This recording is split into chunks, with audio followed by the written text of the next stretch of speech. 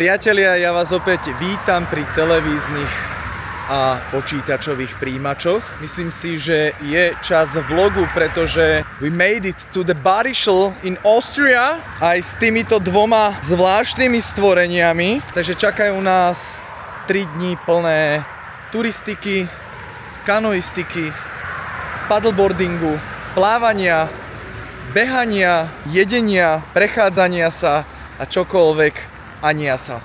Takže sledujte tento vlog, pretože to bude paráda. Alebo nesledujte tento vlog a choďte sledovať Jovinečka.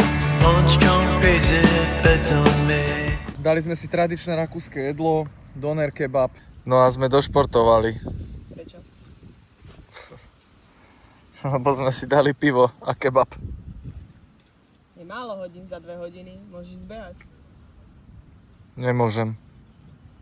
Prečo? Lebo si dám ďalšie pivo. Tam sme prišli z centra. Teraz vám niečo ukážem. Tu prejdeme k rieke. Tu je takýto mostek pekný. Kámo, a tu sa môžeš kúpať v takejto krásnej azurovej vodičke, kde neplávajú mŕtve kaprety kokos a nebojíš sa, že keď vyjdeš z tej vody, tak ti narastie tretie oko. Ale proste krásna azurová voda, plná rýb a života. No nie je ten rakúsky život krásny? Šťastný to život. Povedz, Ondro.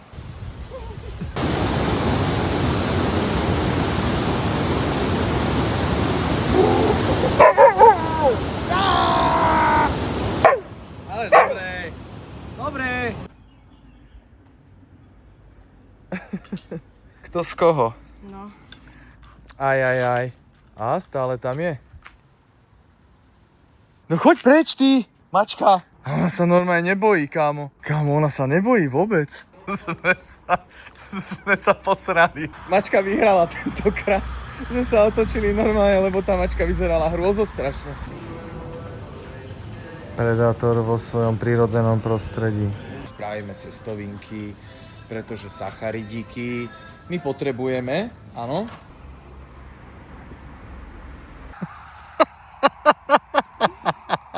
Čo sa stalo, prosím ťa? Lienka na mňa pristala, tak tradične sa spýtam. Lienka, aké bude počasie? A ona sa na mňa vysrala a odletela.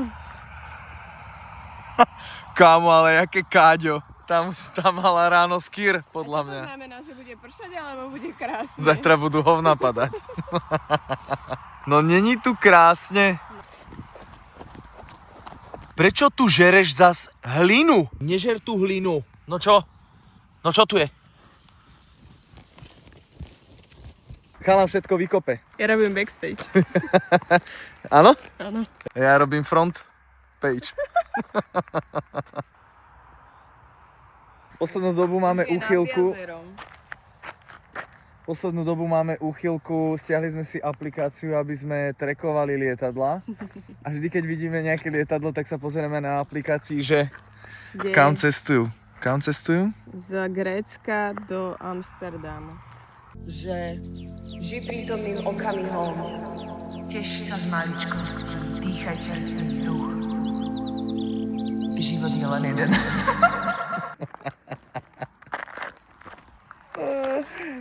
Ja mám 2 životy.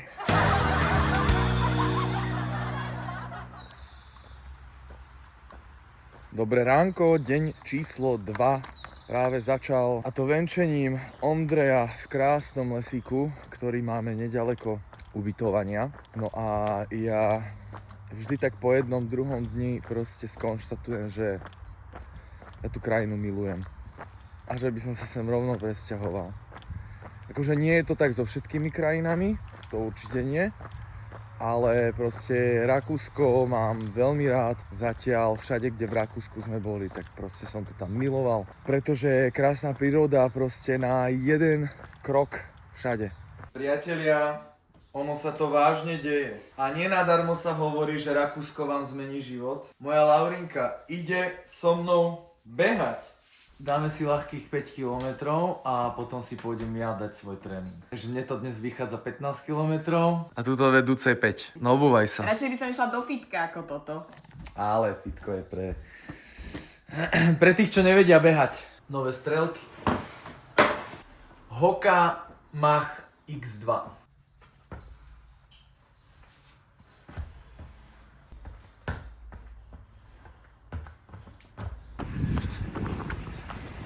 prostredník ukázal, ale nechcem verejne, vulgárne takéto veci robiť. Radšej budem na začiatku točiť. Ešte kým je šťastná, lebo podľa mňa za 1,5 kilometra, za 2 kilometre už to šťastie opadne.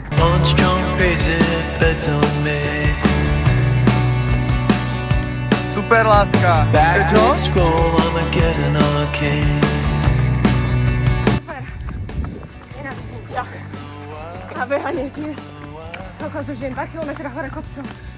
Kokos, ale jaké lítka. Po roku bežím. Poznáte to, že?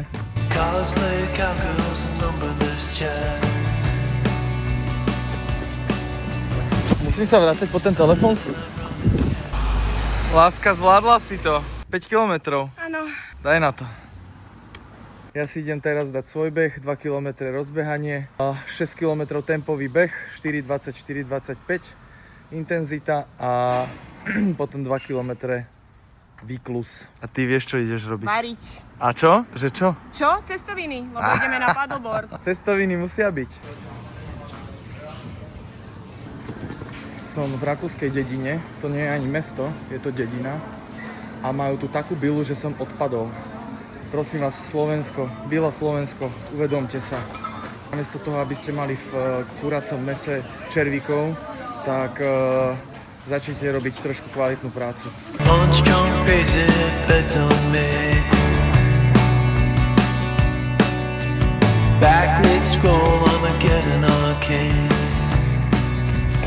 Každopádne, moja príprava projektu SUP 3 Košice Maratón pokračuje.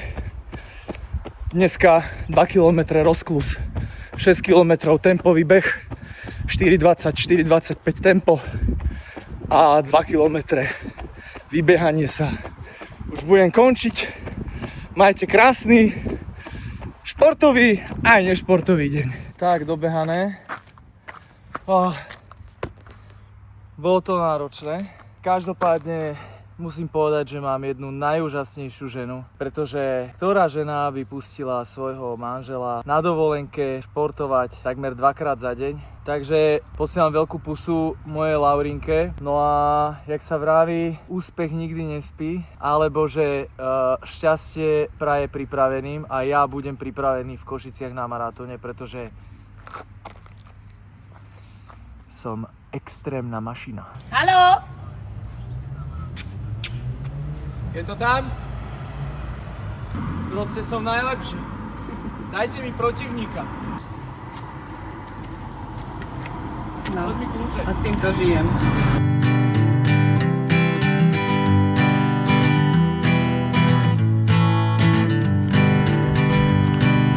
Hanging on, walking tall. Some days I got no use for it all.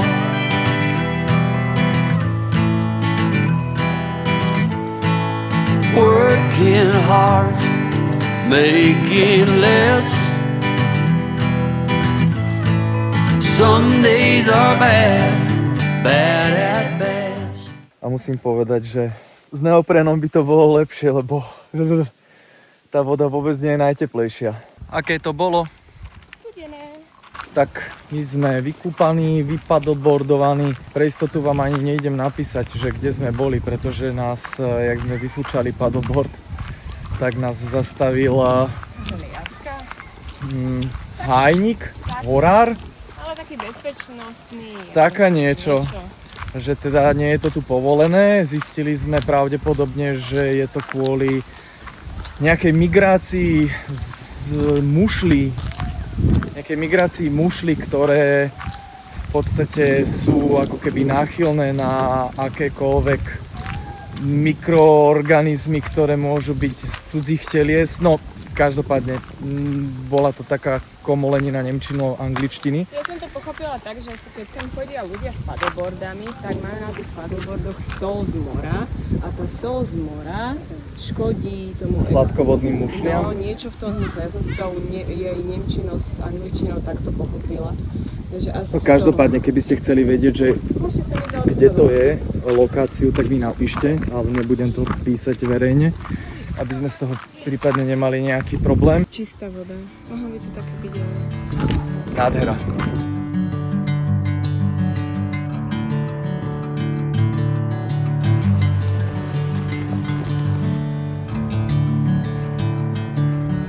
Čo ti tu chýba?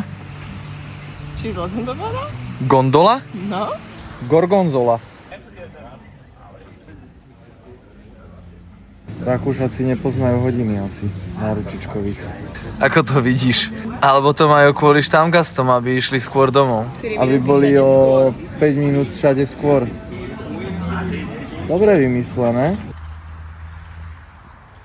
Priatelia, krásne dobré ránko. Deň 3 je tu a dnes ideme sem. Kopec sa volá Katrín, je vysoký 1510 metrov nad morom, čo je cca 100 metrov menej ako Veľký Rosutec. Tak som zvedavý, že ako tam bude. Ide tam lanovka, priatelia. Tak pardon, aby som bol presnejší, tak má 1542 metrov nad morom. Tak sme sa nakoniec rozhodli ísť trošku na inú turistiku. Ideme na kopec. Ideme na Schafberg Špice, ktorý je vysoký 1783 metrov a ideme najstrmšou ozubnicovou železnicou v Rakúsku, a ktorá bola v roku 2024 ocenená ako najkrajšia horská železnica na svete. Tento výlet nás stál necelých 100 € pre 2 osoby a psa. To znamená, že 2 lístky, ale len jednosmerné tam. Spiatočné sme si nekúpili, lebo pôjdeme dole a necelé 2,5 až 3 hodinky. Trošku turistiky nám nezaškodí.